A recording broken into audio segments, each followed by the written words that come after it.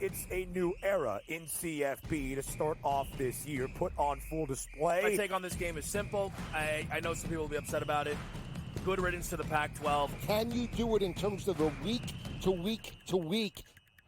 I don't see a pathway for this team to miss the college football playoffs. We want to make sure you have those best bets in the entirety of our betting cards. That was Lincoln! But he had that program was already going there! Only on SportsGrid. We live in a society right now where everybody's a snowflake, everybody's a cupcake, and everybody thinks that nothing is fair. Everything is like, it's not fair. We should have a better chance. We need more. You know what?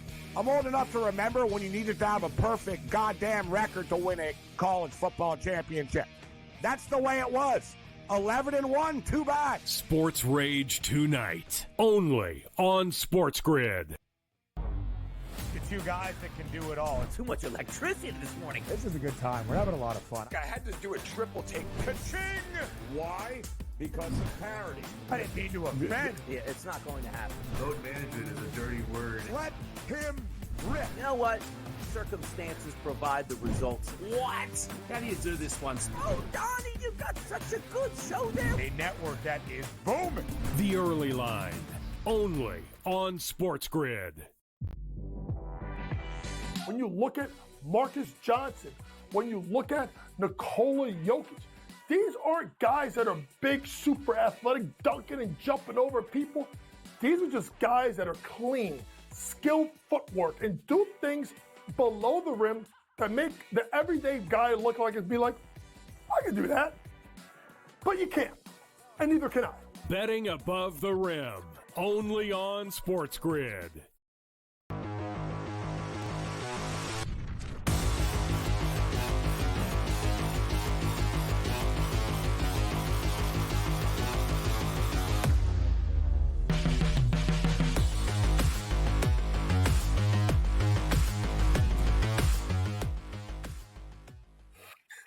All right, welcome back into FST Fantasy Sports Today. Matt Stryker and Joe Pisapia, where during the break we were reminiscing about commercial jingles from our childhood, cable access, public access shows and stuff. Hit us up, keep the conversation going at SportsGrid, at SportsGrid TV. What do you remember from your childhood? With that said, we're going to deep dive back into our social media pool. Take some of your start-sit questions here, Joe. The first one is coming, and it's running backs. Javonte Williams has Las Vegas. Austin Eckler has Dallas. Start, sit, Williams, Eckler, go. Yeah, I think there's a lot of temptation to start Javonte Williams here. He is at 26 overall in the rankings. Austin Eckler at 27. This is a really tricky one because I know with Brian Robinson Jr. back too, he steals a little bit of touchdown equity, but you saw that pivot with Brian Robinson back. Austin Eckler working a ton in the passing game, and I think against Dallas, you're going to see more of that too. So I think the floor for Austin Eckler might be a little higher because he's getting, especially in those PPR leagues, he's going to get some catches. You know, if he gets 5-6 catches in this game, and I think you've also seen Jaden Daniels not be 100% healthy. That's another one too, where he had the injury with the rib, and you know they lost a couple games after that, and we were told, well, he's okay, he's going to play, but I don't think he's okay. I think he's playing through an injury. And last week he had a much better matchup and you saw a little bit better version, right? But at the same time, you know, he's not 100%. So I think you are going to see him lean on Brian Robinson. You're going to see him lean on Austin Eckler a little bit in these running backs. I think that continues here until maybe after the holidays, and then we'll see what happens here as we get into December. But Javonte Williams, a guy you could start this week. I think I want Eckler, especially in the PPR leagues, a little bit higher of a floor because Williams has his own issues too. Estime going to work more? Is it the hot hand? Like, I don't think he's going to disappear necessarily, but he could, and that if makes me concerned a little bit. And Bo Nix is a guy too who can run a little bit also, so that also eats into Javonte Williams. So give me Austin Eckler in this one, which is very close, like razor thin close. All right, but the Eckler talk also kind of makes me want to lean to maybe a receiving yards prop. Maybe we can have that conversation. All right, speaking of receivers, let's go to wide receivers here. Wan'Dale Robinson with Tommy DeVito, assumedly under center, has Tampa Bay, and Demario Douglas at Miami. Where are we leaning? Yeah, the thing with Pop Douglas is he gets targets. The problem is like he can't seem to crack 50 yards typically. I mean, the average depth of target is just minimal for him. Now, it did get a little bit better last week, but you're seeing a lot of these games where he'll have He had a game earlier a couple of weeks ago, 7 catches for 35 yards. Like that's a very weird stat line. It's not something you want to see. They are playing Miami. It's in Miami. So you're looking at more of a 4 for 50 kind of projection on him. And another guy too has got 1 touchdown all year, which you can't love. Now, Wan'Dale Robinson's kind of the same deal, right? He is a possession wide receiver, but his matchup against the Tampa Bay Buccaneers is just so much better. So I know it's Tommy DeVito, and I know, a lot of punchlines, a lot of jokes will get made there. However, with Malik Neighbors not 100%, even if he plays, Wan'Dale is going to get targets and volume, and I think Wan'Dale has a little bit more touchdown equity potentially in this game. So Tampa secondary, not good. That defense has given up a ton of air yards this year. So give me Wan'Dale Robinson, despite the fact, he is playing with Tommy DeVito, and that's not as good of a situation as Drake May. But Drake May has also been a guy who's shown you he's willing to spread the ball around too and utilize the matchups that whatever's been given to him. So sometimes it's Kayshon Boutte, sometimes it's Jalen Polk, sometimes it's Demario Douglas. It's not a lock. I think the Giants offense is pretty simple. It's Wan'Dale and it's Neighbors, and that's pretty much it. The Giant games, the Giants are at home, aren't they? I think that building is going to be rocking. I really do. Because all the Italians are there. They're all going to be very excited. Well, from a wagering standpoint, hyped up on chicken cutlets. We're going to be in the parking lot at the tailgate. Everybody's going to be eating chicken cutlets. Everybody's going to be super excited. They're going to go in there. Every time he throws a touchdown, we all get to do this. It's going to be great. It's going to be a great time. We were talking about with Cleveland and Jameis Winston and adopting an identity of a team and how we wager upon that live dog. Same thing here with the Giants this afternoon. I really think just the building, the house, is going to play a part in this game, and it's something to keep an eye on. All right, let's continue this conversation here. Start, sit. This next one comes in. It's Mark Andrews. We talked about the matchup here against the Chargers and what the Ravens will have to push considering their deficiencies in the secondary. Or is it Tucker Kraft, right? The Packers aren't 100% healthy, at least you mentioned on the defensive side of the football. And you said we can't count out the Niners just yet. Andrews or Kraft? Joey P. I think both are startable this week, especially with all the situations you have with tight end buys and guys who are not available this week and injuries. But I would favor Mark Andrews. Again, I think he has a little bit more touchdown equity. I know Andrews can be up and down, but so can Tucker Kraft. I think what's interesting here is the Nick Bosa injury. So with a little less San Francisco pass rush, I think that gives Jordan Love a little bit more time in the pocket, which means maybe a little bit more Christian Watson, a little bit more Romeo Doubs and Jaden Reed. More time in the pocket means you're taking some shots deeper in the field. Whereas if Nick Bosa was playing in this game, I think you're trying to get rid of the football much quicker. That's where Tucker Kraft off the line, I think, would be a little bit more intriguing. So the fact that I think the pocket's a little safer of a place this particular week for Jordan Love makes me think that maybe Tucker Kraft might not have as much upside potentially. So I'm going to go with Mark Andrews here on Monday night instead. All right, I like it. Let's go to a quarterback conversation here now. Anthony Richardson has the Detroit Lions. Last time we saw the Lions, they put up a deck of cards on the scoreboard against Jacksonville. You'd assume that game's going to have to push Richardson. Or is it Tua against New England? Because you wonder in that game script, is Tua going to have to be as active as you assume Richardson would have to be? And how does that impact their fantasy viability and their wagering viability, Joe? Look, I think Tua is safe. I think he's the safer play. So I'm good with that. The thing that makes it difficult is it's so tantalizing to look at the rushing upside of an Anthony Richardson, right? I know he had 32 yards rushing, but we've seen games for him where he's well over 50 sometimes, and the rushing touchdown upside. However, I think it really has to come down to, are you behind from that Thursday night game, right? Were you playing against Nick Chubb, who had, 18 points and a half-point PPR? Like, are you a little like looking at this going, I don't know, do you need that little bit more upside? But Tua, to me, is the safer play.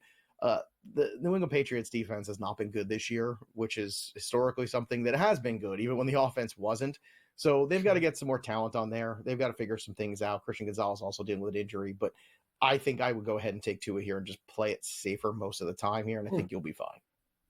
All right, fair enough. And then finally, another quarterback discussion here. Tommy DeVito against the Bucs. Joe, you'll talk about that Bucs secondary, or Cooper Rush at Washington. Again, the same conversation. How are you leaning, Joe? And remember, Joe, you're just Joe now. You're not Joe Pisapia, non italiano, va bene, okay.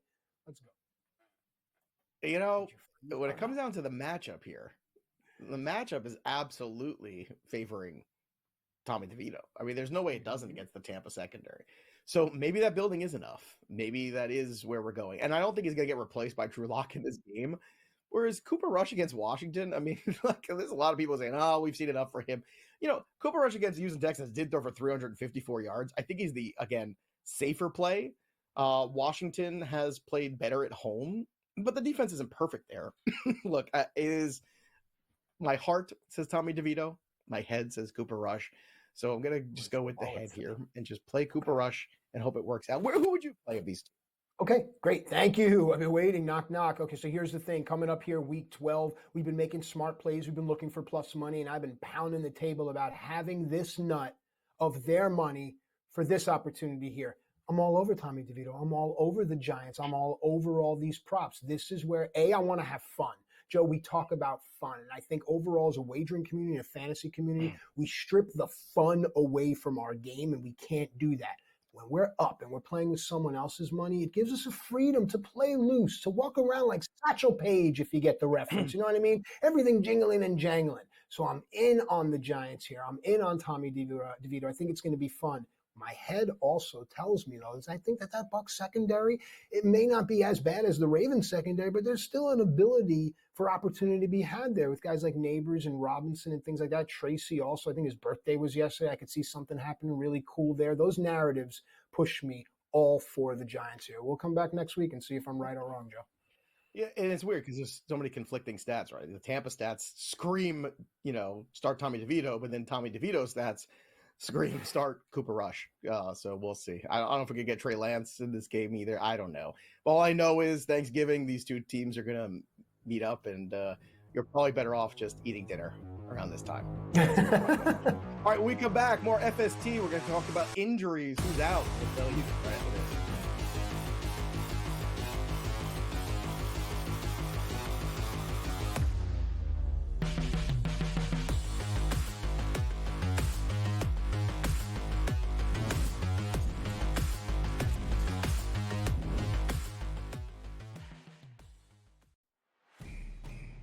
It's a new era in CFP to start off this year, put on full display. My take on this game is simple. I know some people will be upset about it.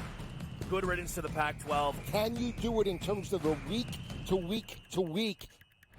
I don't see a pathway for this team to miss the college football playoffs. We want to make sure you have those best bets in the entirety of our betting cards. That was thinking! But he had that program was already going there! Only on SportsGrid. We live in a society right now where everybody's a snowflake, everybody's a cupcake, and everybody thinks that nothing is fair. Everything is like, it's not fair. We should have a better chance. We need more. You know what? I'm old enough to remember when you needed to have a perfect goddamn record to win a college football championship. That's the way it was. 11-1, too bad. Sports Rage tonight, only on SportsGrid. Two guys that can do it all. Too much electricity this morning. This is a good time. We're having a lot of fun. I had to do a triple take. Ka-ching! Why? Because of parity. I didn't mean to offend. Yeah, it's not going to happen. Load management is a dirty word. Let him rip. You know what? Circumstances provide the results. What? How do you do this one? Oh, Donnie, you got such a good show there. A network that is booming. The Early Line, only on SportsGrid. When you look at Marcus Johnson, when you look at Nikola Jokic, these aren't guys that are big, super athletic, dunking and jumping over people. These are just guys that are clean, skilled footwork, and do things below the rim that make the everyday guy look like it'd be like, I can do that. But you can't, and neither can I. Betting above the rim, only on SportsGrid.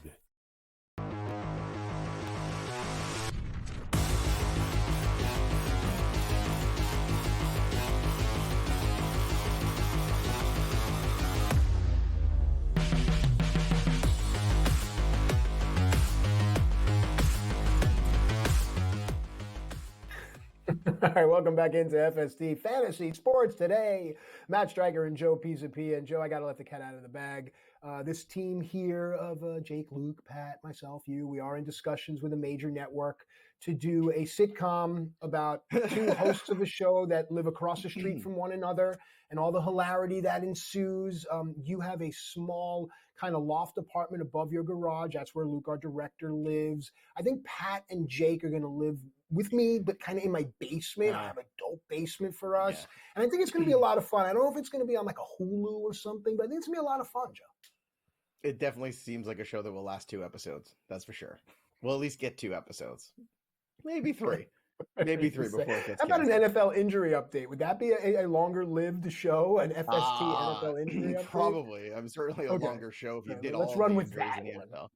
Let's run. Brock Purdy, he's out with the shoulder issue. So you could tell this was going in that direction all week because it was so shady. Like, oh, the practice is closed and no one knows what's going on. And, well, he's not practicing. The MRI is fine, everyone. Everything's going to be fine.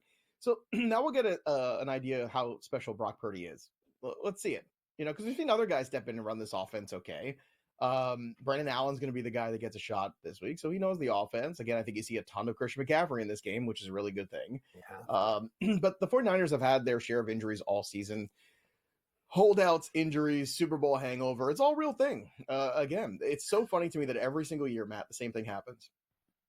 The team that loses the Super Bowl, they have the first or second best odds next year to win the Super Bowl. Right. And it never happens.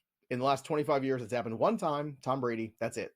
Mm-hmm. Tom Brady did it. They lost the Super Bowl, came back, and not only got there, but won.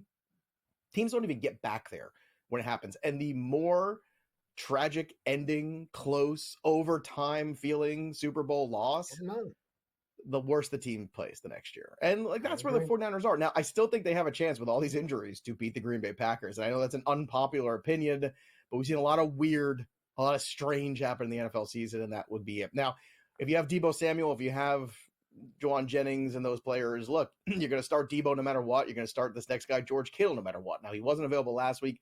He is going to be starting this week, so we will continue to get you updated there if anything changes. But let me tell you, man, we're in a spot here where the 49ers desperate for a win. They need it. It's got to happen right now. So the 49ers all hands on deck. I don't want to be dramatic or hyperbolic, but it's kind of your season, 49ers. Not me. Surely not I. I couldn't possibly. But when you think about it, let's say Arizona wins today, right? And the 49ers lose. That's a big separation now. We're talking about 3-4 games. We're talking about separating from the pack a little bit. That's not where you want to be if you're the 49ers. So this is a bit of desperation. So let's see if Kyle Shanahan, who, sometimes a little too smart for his own good, can actually rally this team and get them focused and go out there and pick up a big W on the road after blowing a big game at home. Also, on the injury update list, too, I know we don't always talk about defensive injuries, but some of them matter more than others, especially when you're talking about players that, are good corners. So Christian Gonzalez with a hip is going to play against the Dolphins, so we'll see how that works out for them. Malik Neighbors with the groin is expected to play. There was some concern that he might miss this week, but that seems to be going in the right direction. How healthy he is, we don't know. Adam Thielen with a hamstring, he should play this week against the Chiefs, so we'll keep an eye on that one too. Does Adam Thielen come back and work a ton? Because last year, Bryce Young's favorite target was Adam Thielen. So if you're desperate for a streamer in a league, maybe this is a guy you could start.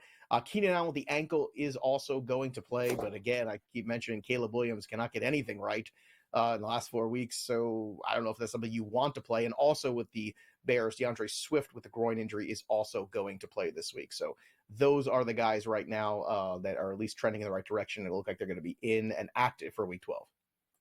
All right. Social media loving your hyperbole, by the way. I'm getting scar tissue on the soul and emotional mileage. So I like that. All right. Also, social media wanting to know about guys like Tyreek Hill and CeeDee Lamb. What do we know?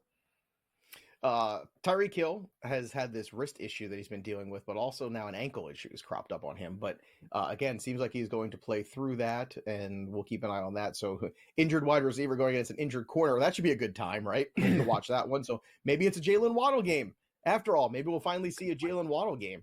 It's been a while since we've really seen one. I think week 1's the last time he's gone over 100 yards, and 2 weeks ago was the last time he went over 50 in quite some time. CeeDee Lamb, also with the back and the foot, he's been banged up, but he is going to play through it. Now, he's on a ton of targets. So you'll take all the targets you can get. Again, they lead to fantasy points at the end of the day. That's what's important.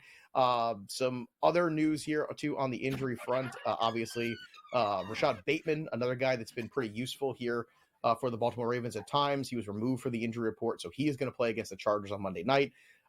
Glad McConkey in that same game, questionable with the shoulder issue. Now, it seems like he is going to move towards playing. That's where things are leaning right now. But if you are panicked and you want to get out of it, I understand. I think you will see him play in this game. This is a huge game here for the Chargers, because if the Chargers win this football game today, they are really solidifying themselves as a playoff team. Not only is it a very personal game between the Harbaugh brothers, but also, the Chargers starting to look a little bit less like the Chargers of old. You've seen them hold on to games that typically the Chargers would let go of. And I think a little bit more, I guess, tenacity is the best way to put it. Have you seen that same thing in this version of the Chargers this year? Do they look like a different version than the quote-unquote same old Chargers that we're used to, blowing games and blowing opportunities left and right? It's so funny. As you talk about this, my dog bursts into the room on the other side of the camera, and I'm in a panic. But here's the thing. We talked about finding these live dogs and talked about finding these teams with a bit more familiarity. We couldn't make heads or tails of the Chargers, but now here they are, and what a perfect time. I always talk about to the wagerer that's up, but let me talk to the wagerer that's even or down before the break. Chargers could be a really fun team where you don't have to risk a lot to find your way back into the plus, Joe. That's the short answer. On the other side, we'll talk more wagering because we have a futures update, don't we? We do. How things look in the future, especially the MVP race after what we previewed last week said could change significantly, and it has. Also, quick note too, just a reminder, Mike Evans is back and healthy, which means get him back in your lineups immediately against the New York Football Giants, and bet that anytime touchdown as well, because I'd be shocked if he didn't have one in this game. Baker Mayfield and company coming off a bye, and I think a much needed one too. This team has been running on empty with all these injuries for the last couple of weeks. We come back, we're going to, again, look into the futures market, look into what's going on there and how we can invest down the stretch. Don't go anywhere. Be right back after this quick.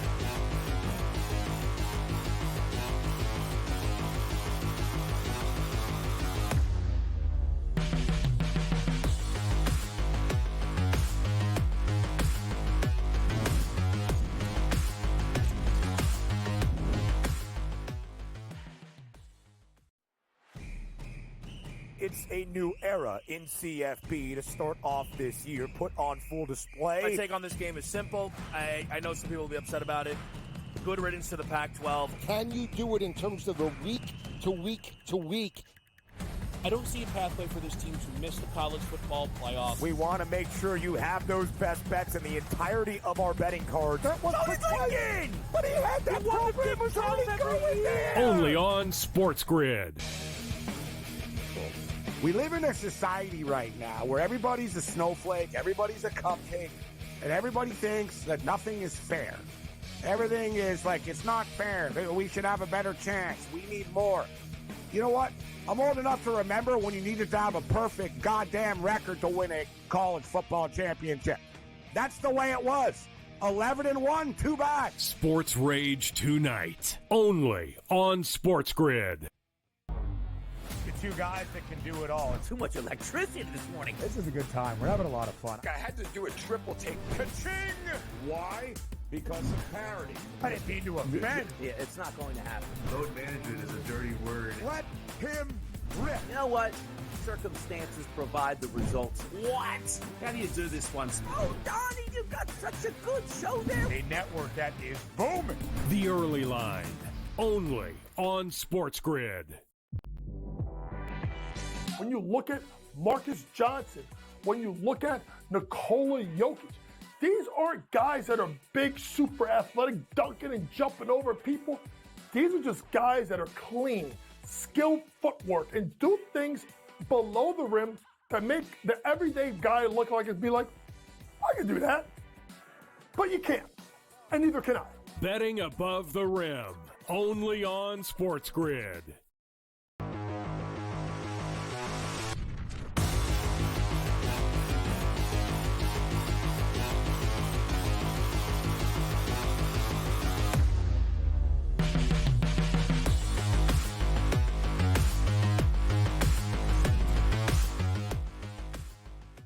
All right, welcome back into FST, Fantasy Sports Today, where the concept of the show is a hit, by the way. Social media, all abuzz, questions abound. We've said Joe lives across the street, and he has the director Luke living in his garage in a loft. I have our TD, and I don't really know what Pat does, but we're not going to question it because he gets paid the big bucks. We have Jake and Pat that live in my like sub basement thing. I keep them in my basement, not a John Wayne Gacy thing. And it's really fun, and listeners are loving it. And you know what else listeners are loving is winning money, Joe. And that's the thing. Listeners, followers, viewers.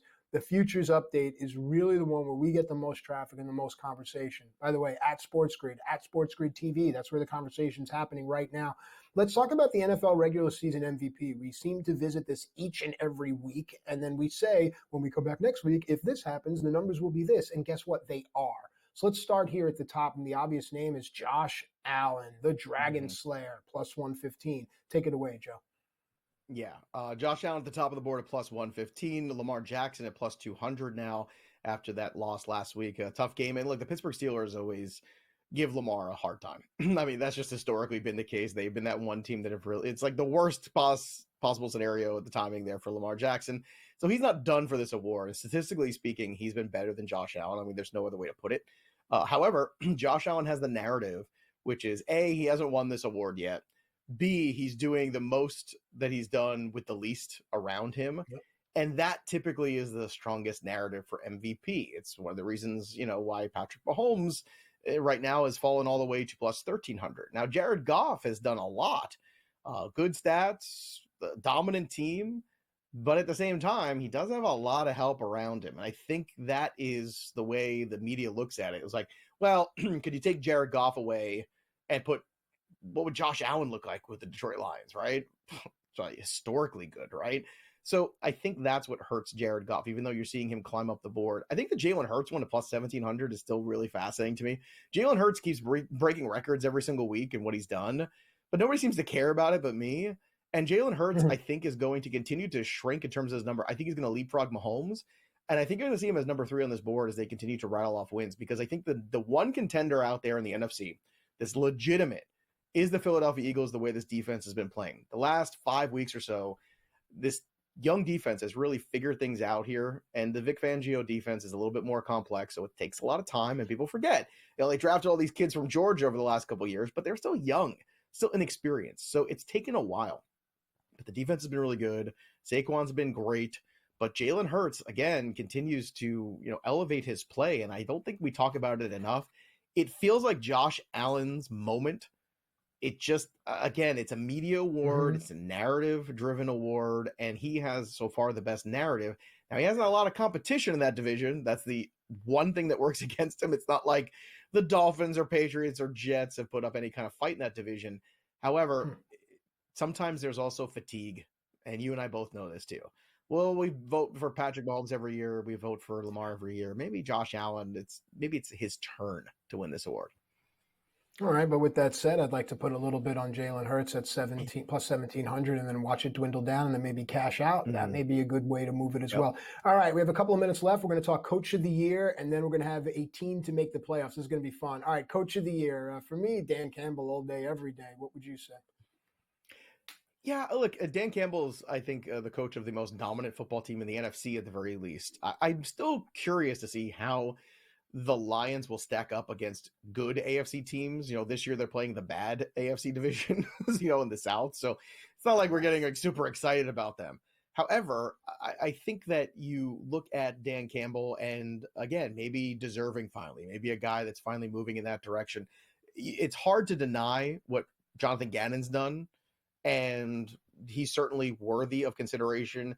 Jim Harbaugh turning around this Chargers team that was just awful last year, plus 500, also interesting. And Tomlin, ironically, was at plus 300 before Thursday night's game, and now he's fallen all the way up to plus 500. So that's also kind of interesting how different this looks just a week later. All right, this question coming in from the FST Army, the fantasizers, if you will, as a collective. They want to know, the Denver Broncos, are they going to make the playoffs? Right now, yes is a minus 128. No, nearly even money, plus 104. Got to eat. What do you like, Joe? I think you bet this now. I think this goes into minus 200 after this week because they're going to win this week. I'd be shocked if they did not. And then they would basically have that 7th spot. And you're looking at the Colts, Dolphins, and Bengals to somehow find their way into the playoffs. I don't know. That's a tough sell for me. So this might be the last time you're getting this at a decent number. And credit to Peyton and Bo Nix. I mean, they did not look good at the beginning of the year. They have gotten right. We come back. More FST. Don't go anywhere. We'll be right back.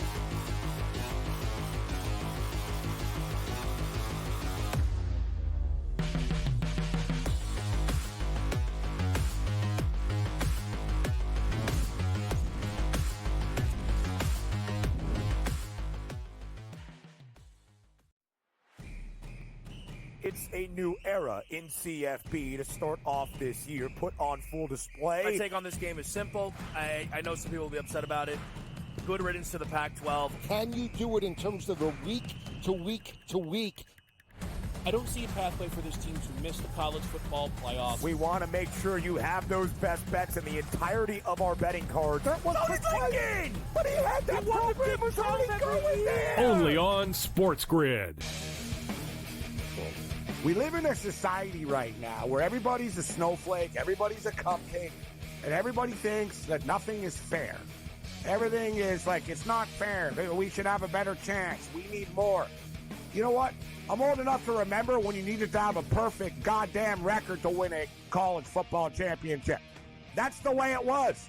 11-1, too bad. Sports Rage tonight, only on SportsGrid. The two guys that can do it all. Too much electricity this morning. This is a good time. We're having a lot of fun. I had to do a triple take. Ka-ching! Why? Because of parity. I didn't mean to offend. Yeah, it's not going to happen. Load management is a dirty word. Let him rip. You know what? Circumstances provide the results. What? How do you do this one? Oh, Donnie, you've got such a good show there. A network that is booming. The Early Line, only on SportsGrid. When you look at Marcus Johnson, when you look at Nikola Jokic, these aren't guys that are big, super athletic, dunking and jumping over people. These are just guys that are clean, skilled footwork, and do things below the rim that make the everyday guy look like it'd be like, I can do that. But you can't, and neither can I. Betting above the rim, only on SportsGrid.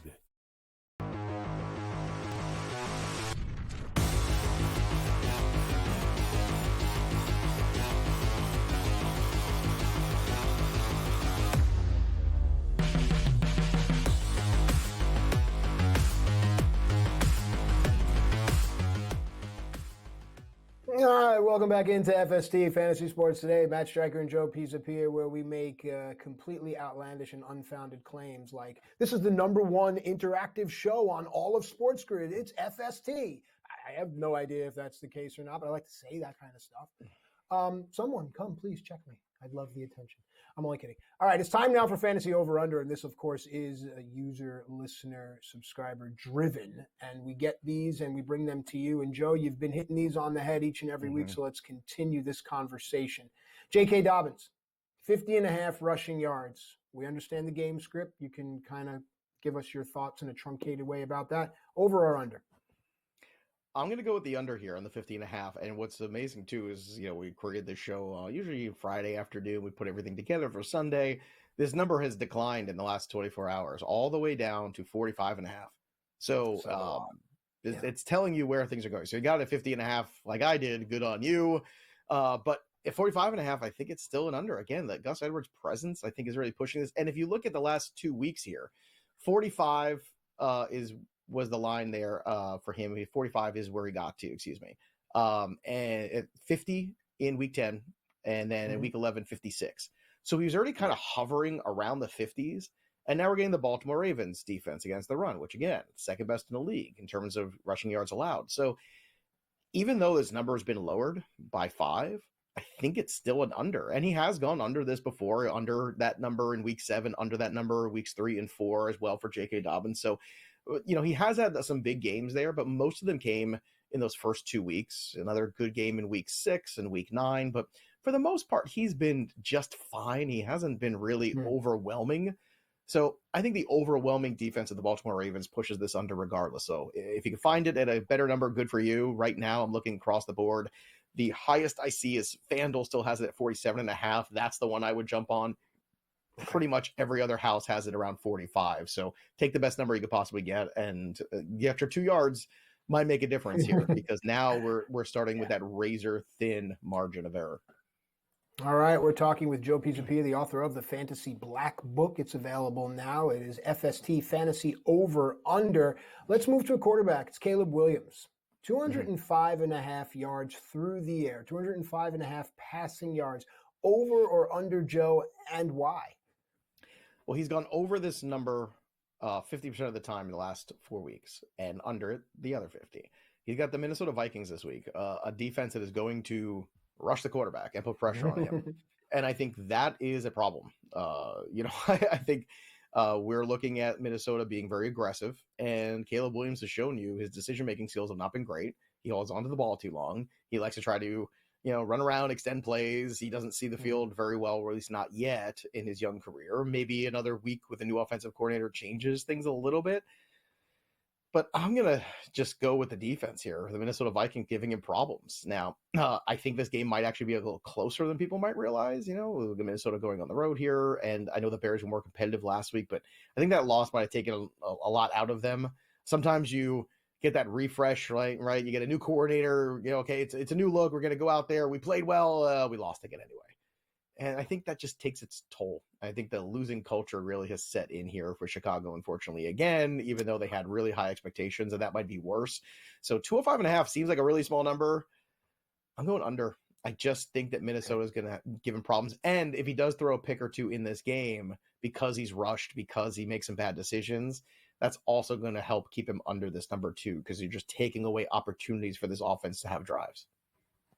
All right, let's pivot to a game upon which the entire FST team has their collective eye upon which every team has their collective eye upon. Okay, you get what I'm trying to say. It's a game we're all interested in. It's a game that really matters to a lot of us, and it's Arizona and it's Seattle. Jackson Smith and Jigba, 55.5 receiving yards, over or under, Joe, and why? I'm going to go over this one. And I told you, it feels like the worm is finally turning here. It feels like JSN is figuring it out. We had to give the rookie a little bit more time in this new offense. Tyler Lockett was still a veteran hanging around there, but he's gone over this 57.5 or wherever you're finding this right now, 55.5 in some other markets. He's gone over this the last 3 weeks, and I think he's going to go over it yet again. I'm looking at this matchup here against Arizona. I think DK Metcalf gets a ton of attention, as he should. That really frees up JSN quite a bit, and I think Gino is finally getting confident of him too. Last week against San Francisco, 110 yards. The week before that, 180. Dare I say, there could even be a ladder bet situation here because it's such a low number. Maybe JSN, you could bet him all the way up to 100, and maybe good things happen there. So keep that in mind. I think I would be looking at this one, and I think it's an over, and JSN finally starting to realize some of that big draft stock that he had a year ago as a rookie. It takes some guys a little longer to figure things out, but JSN is starting to look more and more like an extremely reliable wide receiver too, and that is a good thing for fantasy managers that have him down the stretch. All right, another good thing for fantasy managers and wagers is when you have a good solid quarterback against a soft secondary. That's exactly what we have here, the Chargers and the Ravens. Let's talk Justin Herbert, the number 249.5 through the air. Joe, does he go over or under? He's going to go over it. And it's funny because, again, just like that J.K. Dobbins number has shrunk, this one has grown because of clearly the context and the way the public has been looking at this and betting it. So last week, 297 yards. Now you're seeing this number consensus at 255.5. So it's moving. And I think it's something that everybody should be aware of. And I don't think it's going to be close. I think he's going to go well over it anyway. I think we're going to get up into the 270s here. You're seeing some markets at 254, some at 257.5. So really, again, it's kind of all over the board, but it's a great opportunity, a great matchup here. The Ladd McConkey injury is the only thing, if he is not available for this game, that could kind of throw a wrench into this. But again, from reports, it seems like we're going to be good with him. Fingers crossed on Monday night. If you don't want to wait, I get it. You make that change, but I'm going to go over here. And Ladd McConkey right now, that number is 68.5 for him. You can look and see, too, in some markets, if you're going to get that potentially brought down with concerns of the injuries. That might also happen at some point. But I think that, what you've seen out of McConkey the last few weeks is he is the safety blanket. He is that guy. But right now you're seeing this, some markets at 65.5. I think you find the lowest one you can and bet the over as well, just to get the matchup far too good on paper for Ladd McConkey and Justin Herbert this week. All right, Joe, with the time that we have left, my favorite thing to do on the show is to really stretch our legs and have these good organic conversations. Full disclosure, Joe's a Patriots fan. No, you don't mind me telling the world that. So I think it's perfect when we start to talk about the growing, the future of this organization. Let's talk about Drake May overall, but let's look at how we can find a positive wagering position on a guy like Drake May. I love how mobile he is. I really like how he waits for that pocket to collapse as opposed to breaking it himself, which says a lot about his poise. 25.5 rushing yards is the number for Drake May. Over, under, and why? I'm going to go over this one. And now he went over this barely last week with 27. The week before against Chicago, he did not. But then the previous 2 weeks, again, he did. And I think you hit the nail on the head there. What Drake May's been able to do is he'll stay in the pocket and deliver the football. I think maybe a little bit better than even people might have thought that he would. And then make plays with his legs and get out there in space when he needs to. And I think with Miami, he's going to have to do that. And the reason why, Miami secondary has actually been pretty good this year. So, these lesser wide receivers might have some trouble with separation from that secondary today. And that would mean guys are guarded. So What do? You break out and you run. And you try to find ways to pick up first down. So I could see Drake May doing that today. I think it's actually a really good over for him as well. And you've seen this number climb in a few markets too, not by much. Sometimes 26.5 now. You're finding that after Friday, it was at 25.5. So that's also telling you things are trending in that direction. Now, the one thing we can never have enough of is depth.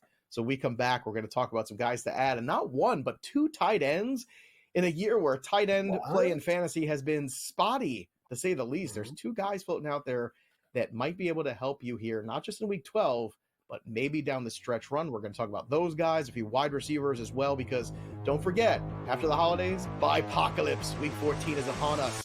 Let's get some bench depth and the waiver wire moving back.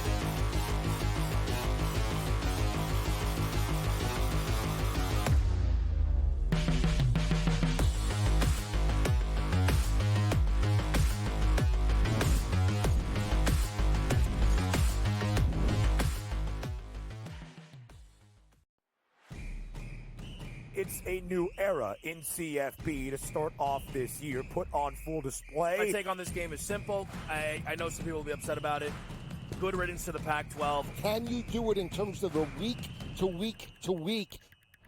I don't see a pathway for this team to miss the college football playoffs. We want to make sure you have those best bets in the entirety of our betting cards. That was Lincoln! But he had that program was already going there! Only on SportsGrid. We live in a society right now where everybody's a snowflake, everybody's a cupcake, and everybody thinks that nothing is fair. Everything is like, it's not fair. We should have a better chance. We need more. You know what? I'm old enough to remember when you needed to have a perfect goddamn record to win a college football championship. That's the way it was. 11-1, too bad. Sports Rage tonight, only on SportsGrid.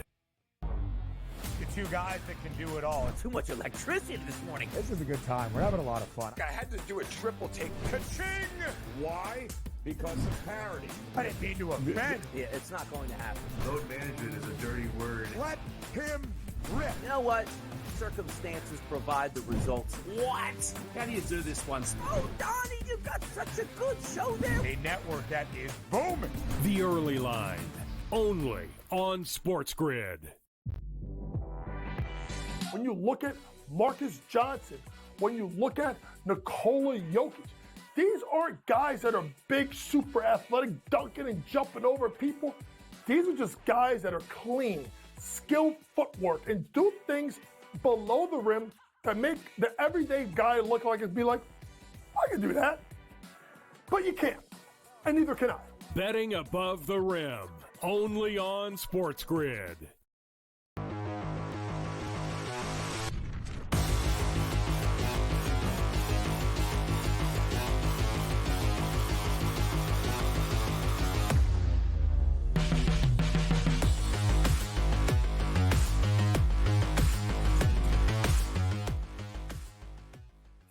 All right, welcome back into FST, Fantasy Sports Today, where the mics are always hot. We hear you. We hear everything you say, but then again, that means, wait a minute, you hear everything we say? Oh, dear Lord, I'm sorry. All right, let's go to the waiver wire here, all jokes aside, because this is where we make our money. Each segment, it's not just a throwaway segment. Each segment has a purpose. So I'm really hopeful that everyone's been riding along, and we're thankful for those that have. And those that just hopped on, we'll make room for you. Come on. Waiver wire time, Joe. You mentioned before the break on the other side there are actually 2 tight ends. Let's start with one. And he's a part of a game where, again, his team has the benefit of playing against a soft secondary. And while the team may not go deep a lot, they also will be able to have an opportunity at the tight end position. Let's talk Will Dissly and the Chargers here. Yeah, Will Dissly, again, roster percentage, somewhere hovering around 50% right now, which is actually, I'm surprised it's even that high, but that just tells you where things are at the tight end position and how bad they've been. He's got a unique opportunity, I think, in this matchup. Again, especially if Ladd McConkey doesn't play, all of a sudden you might see that target share go from 6 to more like 8 or even 9 potentially for him in this game. Last time we saw him against Cincinnati, again, really good matchup, 4 receptions on 6 targets at 80 yards and a touchdown. He gets Baltimore this week. Next week after that, Atlanta, then Kansas City, also struggles against tight ends. Then Tampa Bay gives up a lot of yards in the air. Then the playoff schedule after Tampa is Tampa, Denver, and New England. So Dissly could be a guy that you might even want to consider starting the rest of your fantasy season. Wow. That's why people are looking at him right now as an option, especially when they've had guys that have just really bottomed out, or, Dalton Kincaid hurt and on a bye and all these things that have gone on here. Mark Andrews underwhelming, all these guys that have underwhelmed all year. Will Dissly seems like at least a guy worth a shot. And, there were moments where Cole Kmet started to pop off. We thought maybe he would be the guy that would kind of carry us. Well, that's not going to happen. So the one thing you have going for you, too, is that Justin Herbert is starting to play some really good football, too, and they are throwing the ball more. So that, along with the matchups, Will Dissly is a guy that we still floating out there, is a really good option rest of season at tight end, not just week 12, but also his viability and his passes by, which is going to be very important in 2 weeks. All right, I love it. Great gem to start the segment. Let's keep it moving here. Another tight end, beautifully named Jatavian Sanders. I mean, my gosh, available in 9 out of 10 leagues. I mean, is your thought kind of a logic of if not Adam Thielen, then Jatavian Sanders? Well, the thing about Jatavian Sanders is the last 2 times we've seen him before the bye, he finishes tight end 9 and tight end 12. And I bet a lot of people don't realize that. Now, like most tight ends, he's touchdown dependent to a certain degree, but that game against New Orleans was kind of eye-opening, where he had 5 targets, 4 catches for 87 yards. The Kansas City Chiefs, again, a team that gives up a lot of fantasy points to tight ends. After Kansas City, who do they get? Tampa, then a tough Philly defense, but then Arizona and Dallas and Tampa again. So there's 2 more games against Tampa here for Jatavian Sanders. So if you're a team that really has just, again, bottomed out at tight end, had injuries, needed another backup guy, Jatavian Sanders is out there in a lot of leagues, basically all leagues, and that could be another interesting streamer at the very least for this week.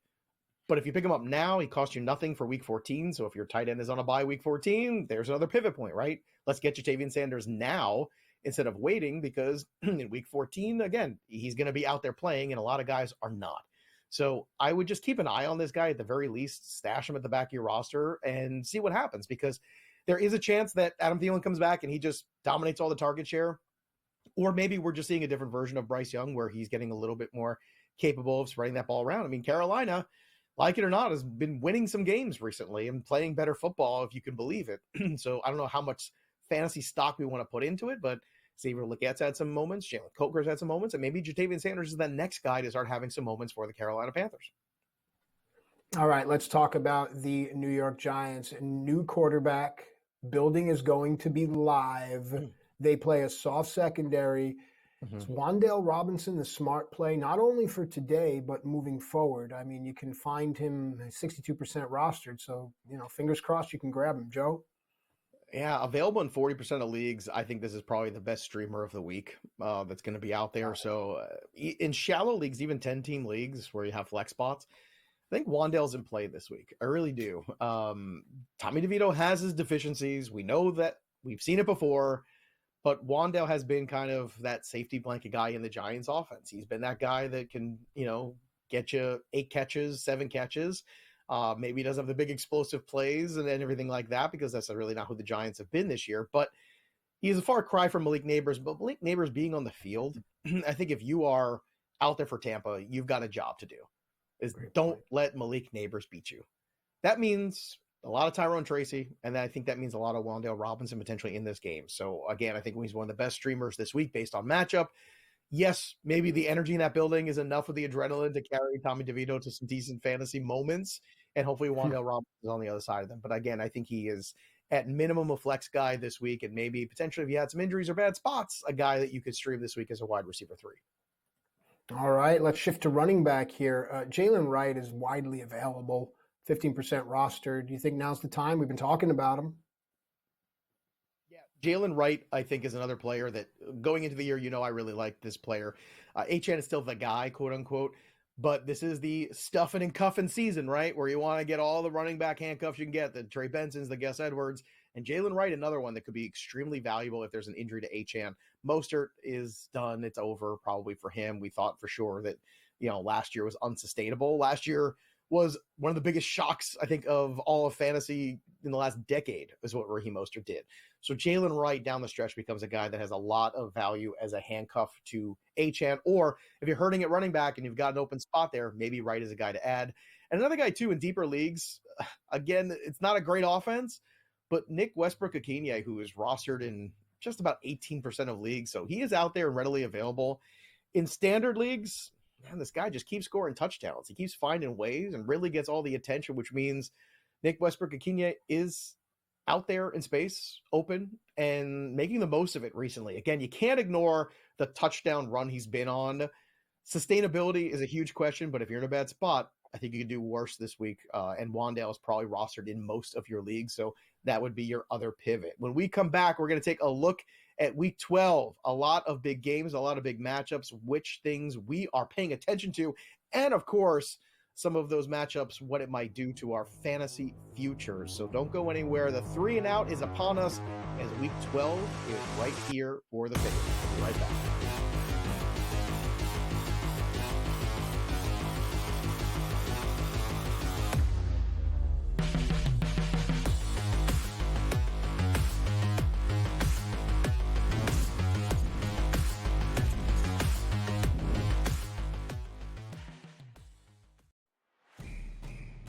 It's a new era in CFB to start off this year, put on full display. My take on this game is simple. I know some people will be upset about it. Good riddance to the Pac-12. Can you do it in terms of a week to week to week? I don't see a pathway for this team to miss the college football playoffs. We want to make sure you have those best bets in the entirety of our betting cards. That was Lincoln! But he had that program was already going there! Only on SportsGrid. We live in a society right now where everybody's a snowflake, everybody's a cupcake, and everybody thinks that nothing is fair. Everything is like, it's not fair. We should have a better chance. We need more. You know what? I'm old enough to remember when you needed to have a perfect goddamn record to win a college football championship. That's the way it was. 11-1, too bad. Sports Rage tonight, only on SportsGrid. The two guys that can do it all. Too much electricity this morning. This is a good time. We're having a lot of fun. I had to do a triple take. Ka-ching! Why? Because of parity. I didn't mean to offend. Yeah, it's not going to happen. Load management is a dirty word. Let him rip. You know what? Circumstances provide the results. What? How do you do this one? Oh, Donnie, you've got such a good show there. A network that is booming. The Early Line, only on SportsGrid. When you look at Marcus Johnson, when you look at Nikola Jokic, these aren't guys that are big, super athletic, dunking and jumping over people. These are just guys that are clean, skilled footwork, and do things below the rim that make the everyday guy look like it'd be like, I can do that. But you can't, and neither can I. Betting above the rim, only on SportsGrid.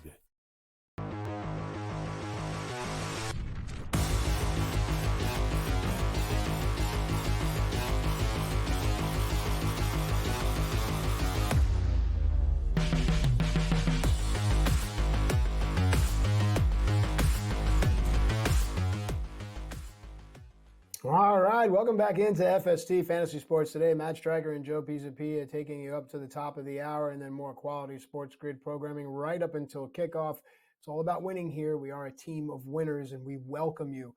Reminder, at SportsGrid, at SportsGrid TV. That's the social media handle. Keep the conversation going all day and all night long. Joey P, my man, another great showing by you. You end up being, you got QB1, RB1. You're H1, dude. You're host one each and every Sunday at the top of the list. You are the 1-1 in all draft picks, according to everyone. You might be a bit of a curmudgeon in the locker room, but what you do out here in front of the cameras and on the field, that's what matters most. What are you looking forward to? 3 and out here today, my friend. 1-1. I demand excellence. And I give pre-game speeches and pre-show speeches, just like Jameis Winston, that really don't make a lot of sense. But at the end of the day, everybody knows what I'm talking about. And that's what it takes to win around these parts. Look, a great week of football here. Monday night's game, I talked about the Harbaugh, right? That's going to be really fun to watch the two brothers going. Can you imagine that?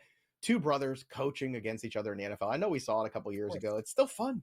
It's still fun. And the fact that we're going to see it again all these years later. If you like playing Madden against your friends, I think you can understand what this must be like for these two guys. It's like it's playing real life Madden again, like you and your buddy, but with real people. That's cool, man. That's just a fun thing I want to watch. And you grow up in this football family, and coaching has been the business of this family for the last 20 plus years of their life, and I think Jim as a coach now, after those years of Michigan, I think has evolved a little bit and changed. I think he had some highs and lows with the 49ers. John's been so steady with Baltimore for so long. If you think about the continuity of that division too, that Tomlin and Harbaugh have been there for so long. Yeah. It's really been incredible. It's very tough to have that kind of longevity in the NFL, especially in the salary cap era, that Tomlin and Harbaugh have been able to do what they've done. But that's going to be an incredibly fun game Monday night. And I think, especially you get the Manning brothers talking too. It's going to be a lot of brothers stuff happening there. It's going to be a good time. Good. But, of course, I'm here in New Jersey, so all anybody's talking about is Tommy D. Tommy D at QB. How you doing? That's what we're going to be looking at today. And right now, the Giants are 6.5-point underdogs on DK. That's the best number you're going to find. Can the Giants cover this 6.5 with good vibes? What do you think, Matt Striker? Where's your head at? Oh, that's a great question. We are a wagering show at the end of the day. Good vibes do not pay the bills, but I think it goes beyond that. I think a soft secondary, having good weaponry, and having the house rocking, that is enough. 6.5 is an interesting number. It really is. I would look straight away, and if you're up and you're playing with their money, this is a fun time to get on that. Live dog in the house for sure. I'll tell you what, I kind of like the 40.5 on the over side too. Like I just, that might be the better way to go. Tommy DeVito gives you something. What's the weather? Just something. The weather's beautiful here. It's a crisp, windy, beautiful, sunny fall day, 50 degrees. It's perfect November football weather. Speaking of perfect, maybe the opposite. That's what the 49ers seasons have been. Imperfect. That's what they've been. So that's the word. 2024 has taught me a lesson, Matt, which is every time you think it's going to go one way, it goes the other way. Mm-hmm. So it doesn't get any worse than losing at home to Seattle at the end of a game and Geno Smith running a touchdown on you. Like, that's just misery. It's awful. Right. And then you lose your quarterback the next week, which means everybody's just out on the 49ers. I think it's a tough sell, but not an impossible one to think the 49ers can win this football game and get right back into it. And I'm telling you, this is kind of it. You have no choice here. You have to go win this football game. And not just because of what happened last week, but also because if you're looking ahead here, you're fighting for your life just to get in the playoffs right now here, the 49ers, and losing to the Packers. That's a team that has got a better record than you too. So you've got to figure something out here to stay relevant. So this is a must-win game for the 49ers this week. They've got to go all in. A lot of Christian McCaffrey, support him, let Brandon Allen make some plays. And the defense, even without Nick Bosa, has got to respond here. You've got to figure something out here. Otherwise, it's going to get real ugly real fast. And I don't know if we're quite there yet. I think the 49ers might surprise people today. And last but not least, Arizona, Seattle. Arizona goes on the road. They're at the top of this division. What do you think happens in this one? You got any predictions on Arizona, Seattle, Matt? Close. I think you're definitely looking at that. This is the telltale game here. I mean, Geno, teams would fall over themselves to have Geno right now. He has this ability to keep things close. Part of me sees Seattle winning this thing, but if not, keeping it close, Joe. It's funny. I don't think Vegas knows what to think of this game, too, because you've seen +1.5 on Arizona in some markets, like FanDuel, and then on BetMGM, you're seeing +1 on the Seattle side. Like, I mean, everyone's just like, choose your own adventure for this one. Maybe, just maybe the adventure again is the over on the 47.5. I think that might be it, too. Fantasy points. This is the game you want to be in on. from that perspective. Great show as always. Great to have everybody here. I want to thank all of our crew and cast. Stay tuned for more SportsGrid. That'll do it for us. We'll see you next time, kids. Enjoy your Sunday.